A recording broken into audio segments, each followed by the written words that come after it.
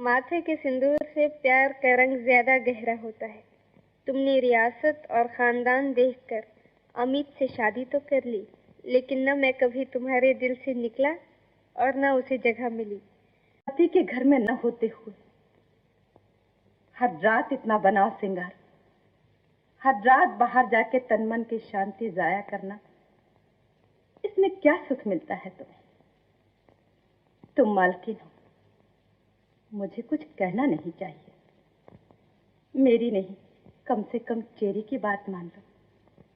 आज रात बंगले में मत जाओ। शेखर कर दो मोरन शादी। इसीलिए तो बुलाया है पंडित को। मैं आज ही निकालती हूँ मुहूर्त। शादी बेकरार दिल हो चुका है मुझ। पहली मालकिन कहाँ रहती थी? आखिर पूछ ही लिया आपने। क्यों? पूछना नहीं चाहिए था।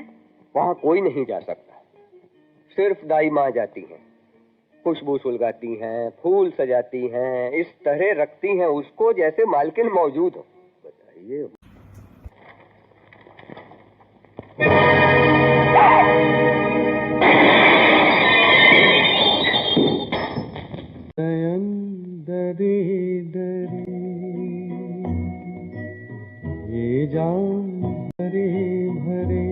बतौर निर्माता और बतौर निर्देशक के रूप में अपनी पहली फिल्म 20 साल बाद के अपार सफलता के बाद हेमंत कुमार और वीरेन नाग की जोड़ी ने अपनी दूसरी फिल्म के विषय के रूप में एक डरावनी कहानी को ही चुना। फिल्म का नाम था कोहरा। कोहरा शब्द का अर्थ धुंध होता है। फिल्म के मुख्य कलाकार थे विश्वजीत, वहीदा रहमान, ललिता पावर और मदन पुरी। कोहरा 1963 में रिलीज हुई थी। इस फिल्म की कहानी डेफने डू मोरियर के 1938 में लिखित उपन्यास रेबेका से रूपांतरित की गई थी। हालांकि उससे बहुत पहले जाने माने हॉलीवुड निर्माता निर्देशक एल्फ्रेड हिचकॉक ने 1940 में रेबेका को एक फिल्म में रूपांतरित किया और हिचकॉक साहब की ये फिल्म ने एकेडमी पुरस्कार भी जीता।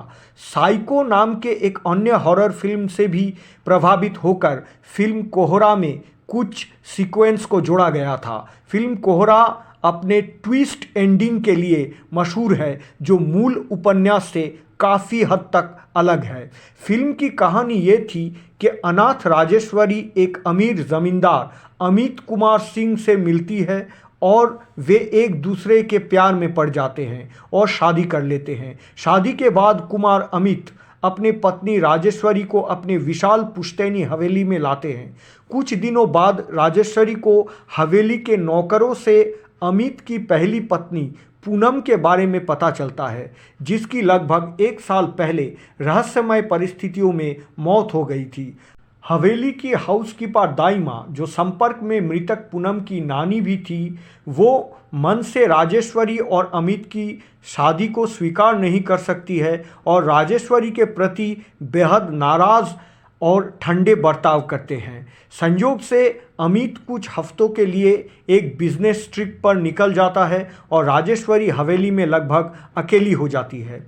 उसके बाद घटनाओं ने धीरे धीरे दूसरी ओर मोड़ लेता है। राजेश्वरी को हवेली में कई अलौकिक घटनाओं का सामना करना पड़ता है और वो हवेली में पूनम की आत्मा की उपस्थिति को महसूस करती है। अपने हैरानी से उबरने के बाद राजेश्वरी ने पूनम की रहस्यमय मौत की खुद जांच करने के फैसला करता है।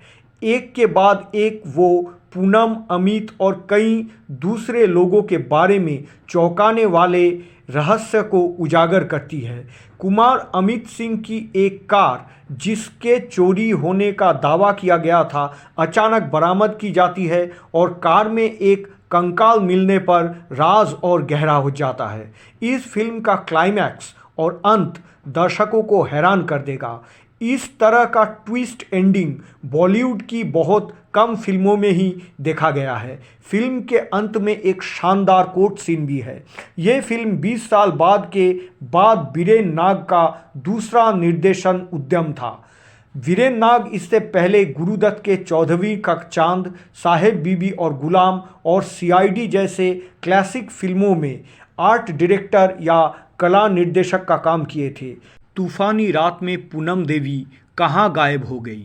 क्या कुंवर अमित ने कभी अपनी पहली पत्नी की तलाश की? राजेश्वरी को क्या ऐसे राज के बारे में पता चल गया जिसके वजह से उसकी जान खतरे में पड़ गई? कौन है वो शराबी जो हवेली के इर्द गिर्द घूमता है और हवेली के कई राज जानता है? कुमार साहब की खोई हुई कार में किसका कंकाल बरामद हुई थी? ऐसे कुछ सवालों के जवाब तो आपको फिल्म से ही मिलेंगे। फिल्म में कुंवर अमित की पहली पत्नी पूनम की छोटी सी किरदार एक एंग्लो इंडियन अभिनेत्री थेल्मा ने निभाई थी। थेल्मा इसके अलावा फिल्म किस्मत में भी काम किए थे। पहली पत्नी के कमरे का सफ़ेद रंग का सेट मुंबई के राजकमल कला मंदिर में बनाया गया था। ये नयन डरे डरे गीत को महाराष्ट्र के एक हिल स्टेशन महाबालेश्वर की वाइंडिंग रोड पर फिल्माया गया था। फिल्म 20 साल बाद एक सस्पेंस ड्रामा थी, लेकिन कोहरा पूरी तरह से हार्डकोर हॉरर मूवी थी। वीरेन नाग के निर्देशन में बनी इस फिल्म के हॉरर सीक्वेंस कमाल के थे। वीरेन नाग ने वहीं से कोहरा फिल्म की शुरुआत की जहां से उन्होंने 20 साल बाद को छोड़ा था। फिल्म का कैमरा वर्क लाजवाब है। एक ही बात चुभती है कि 1963 में फुल कलर फिल्मों का युग शुरू हो गया था। हेमंत कुमार ने अपनी पहली फिल्म 20 साल बाद से बहुत अच्छे कमाई किए थे, तो उन्होंने दूसरी फिल्म कोहरा को कलर में क्यों नहीं फिल्माया? फिल्म को कलर में बनाया जाता तो और दिलचस्प होता। फिल्म में कई रातों के दृश्य हैं। तूफानी रातें और बारिश की एक बहुत अहम भूमिका इस फिल्म में है। एक बड़ी सी हवेली है। राजेश्वरी सिंह के रूप में वहीदा रहमान की शानदार ग्लैमरस उपस्थिति है। इनका कलर में आनंद लेना का मज़ा ही कुछ अलग होता। इस फिल्म के बाद विश्वजीत साहब ने अपना फैन बेस को अच्छा खासा बढ़ाने में कामयाब हुए थे।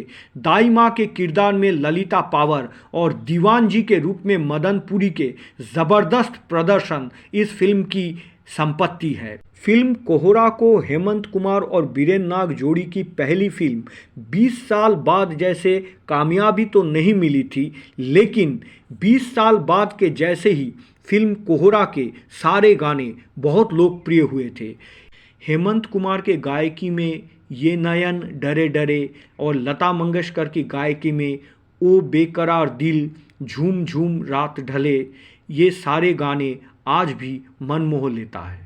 कोहरा को भारतीय फिल्म इतिहास के एक कल्ट क्लासिक फिल्म के रूप में माना जाता है। अगर आप अभी तक ये फिल्म नहीं देखे हैं तो ज़रूर इसे देख लीजिए।